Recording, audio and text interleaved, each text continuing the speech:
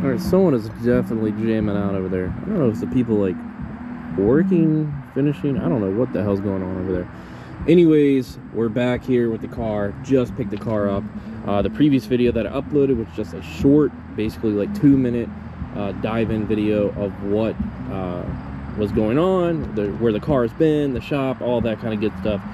Just wanted to give you guys a little insight. I stopped by yesterday just to basically check the car out, go ahead and pay for everything that has been done. The car is completely filthy and dirty.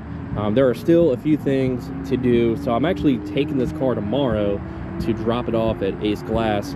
Hopefully they can do both window regulators and the weather stripping. So we're going to remove this shitty one and then replace it with the OPR ones that are like almost $300. So hopefully it's worth it. It really stands out to me that this car is completely dirty. The car is the paint is in rough shape. Probably like a 6 out of 10, honestly. If the car was cleaned up, it'd probably be easily like a 6+ out of 10. I'd honestly just give it a 5 out of 10. There's just a lot of stuff going on with the paint and stuff. As you can see, these I got from the junkyard. Just wanted to match the silver. These came off of E6. It's seen better days. Just kind of things like this.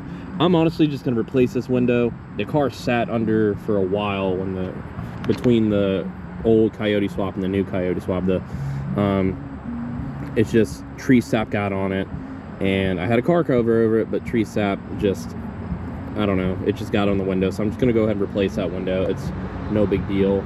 So, but overall, let's kind of just dive in real quick what we have going on. I mean, like, filthy, but hey, at least the interior, I got to zip tie up those wires for the speakers. That's really it. So I have parts here, and then I have a few parts at home. So stuff like the little trim piece has to go here. I got the new weather stripping for this. I actually got the new weather stripping for this too, just in case the back window has to be replaced, but hopefully just do that when the car is painted anyways, put the new one on. So it's like bringing a restoration project back to life almost. Got all new, you know, rear trunk, what do you call it, interior, I guess, panels, the left and the rear, all back here, to just basically make the, you know, try to clean it up, make the car look good, make it not like a show car, but hey, like somebody takes care of this. I'm not gonna waste my time undoing these, but they're military cables on there, the positive and negative. So everything, the fuel tank was dropped.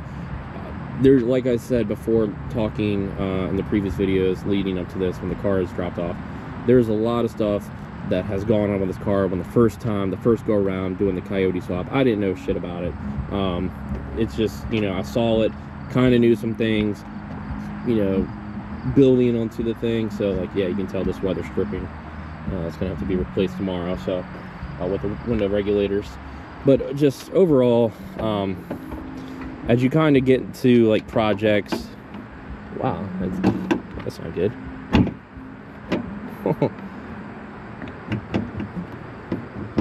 Yeah, all right, there we go. All right, we're gonna get back into that. That's amazing.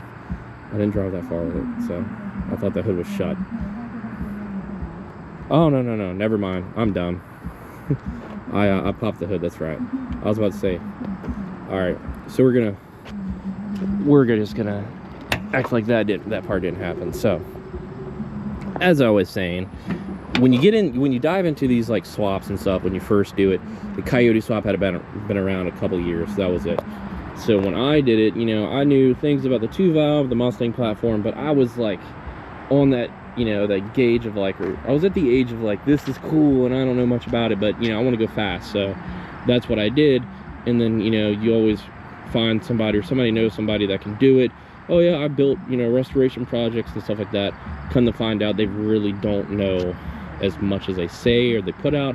Not saying that the person wasn't able to do a good enough job to have the Coyote work and run, because they did, obviously, but that comes into the territory of like, there's been so many times that stuff like this has had to have been cleaned up on the car. So the guy that owns the company, Metalworks, did a awesome, terrific job, and he was talking about it with me yesterday. It was just like, you know, this person does it this way, this person I do it this way, and when you get in there, like, what the fuck did they do, what is this?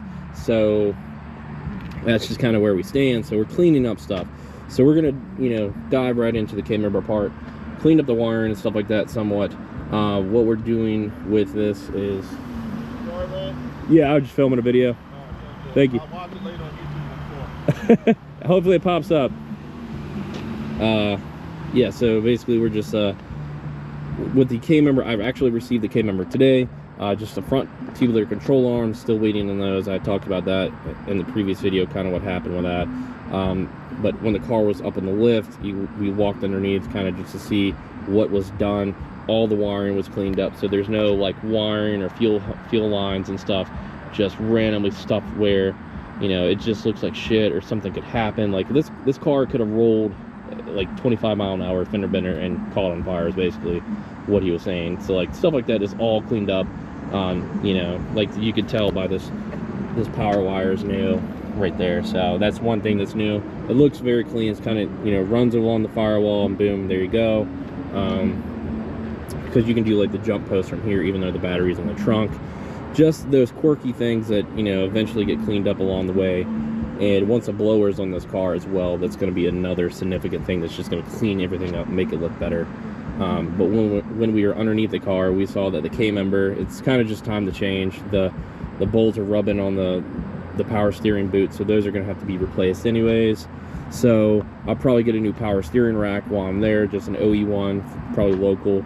Also the Maximum Motorsports steering shaft or whatever, I think the bushings are pretty sloppy on it, so it's not that you can't drive it, it's just I'm probably will buy a new one of those. But it's also been a while since I've you know, it's been some years since that's been replaced, so it's probably just about that time that it's seen a lot of miles and it's, you know, just on its way out. The power steering, that leak was fixed. The hose on it just got super soft and was just leaking. That's what that issue was, so fix that. Everything else looks good. So we have the, I think it's LMP or LMF or whatever it is, the billet inserts right here.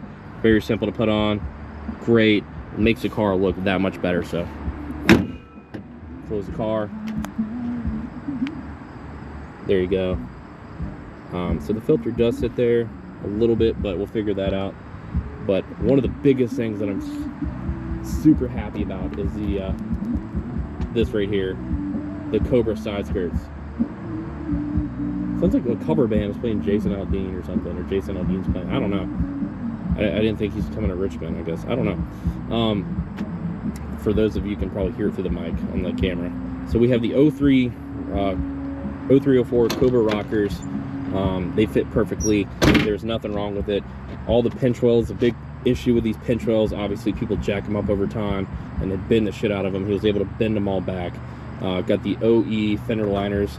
He even said the ones that were on it, the ones I guess that Ford issued after they stopped making these ones, they're crap. So luckily I landed those. We're gonna swap these out for the GT one with the carbon fiber inserts from Carbon Driven, because I just bought today the carbon fiber Terminator side skirts, the extension, so that's gonna match with that. And then I'm gonna order the 0304 carbon fiber spoiler or wing or whatever you want to call it with that. So it's all gonna flow real nice with the mirrors. Other than that, what else has been done? I think that's it, really. Just the gaskets and stuff, and just cleaning the car up, the interior, making it look a lot better, so it's not a bunch of slop and crap. So the goal is to actually spend maybe 2 days down with the car at Mustang Week. Other than that, everything is just, you know, it's come a long way. So I'm really, you know, really happy about that. I love the way that the car looks. Looks tremendous. You can't really beat it. I'm gonna do the retrofitted headlights, so it's just over that hump of, you know, being like, all right, the car is basically, you know, all the things that are cleaned up on it, don't have to worry about that. Now it's just doing the K-member. That's all going to be addressed. Like I said, I got the K-member today, just waiting on the front control arms, got everything else. That's going to be done this fall, getting the car painted, and just anything else that I can do myself. The window regulators tomorrow, doing a radio, backup camera, and all this, you know, stuff sounds stupid to many people, I'm sure. It's like, why waste your money and time on that? It's almost like putting, like I said, a restoration project to get this car going and looking, you know, a lot better, just better than it ever has. Like 2016, 2017, this car looked phenomenal, and then I just kind of let it sit, go to waste because of the coyote dying and all that. Now just spent the whole summer bringing it back. 4Runner, focused all my attention on that, obviously, but as well with this. Retint the windows. Still seems like a long list, but at this, when you think about it or look at it, honestly, it's like, it's not that much. Come really far. So once the window regulators are done, all that. Oh yeah, the O2. So that the car dropped way much better. So I think the problem was that the BBK extensions, don't run those. They're crap. Buy the F-150 O2 sensors. They are longer if you're doing the upstream ones, the driver and rear, or driver and passenger. So I have 2 of them. I did the Motorcraft ones. 15 to 17 Coyote, the engines are practically almost the same, just a few different things. That seemed to have fixed the problem. So later tonight, I'm going to data log the car, send a file to Lund. I already emailed them today, so they're going to be on the lookout for it. It's an easy NA tune. Fix it up, boom, ready to go. So let's go. That's going to do it for this video, guys. I appreciate you stopping by, kind of catching up on what's going on with the car. So I will make a follow-up video as the progression goes along. But other than that, I'll catch you guys later. Have a good one.